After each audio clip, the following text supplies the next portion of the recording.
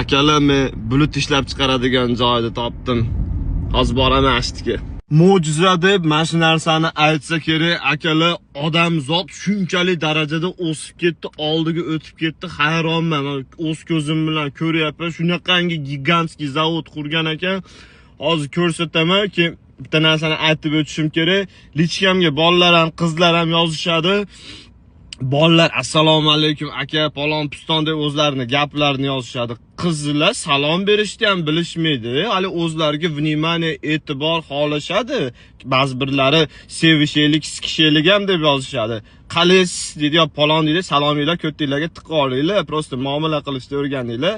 Bir narsa so'rashdan, bir narsa o'zingizlarga выгода qilyapsizlarmi? O'shunga yarasha muomala qilishni o'rganinglar. U haligi qalaysiz deb yozib ko'tingni rasmini jo'natsa ham men javob ham bermayman, rasmini ochmayman ham. Muomalaga qarayman birinchi o'rinda. Bo'zaylar biladi. Tak, zavod sizlarga ko'rsatdi, akalar. Hech qanaqa zavod yo'q. Aldadim. Dada!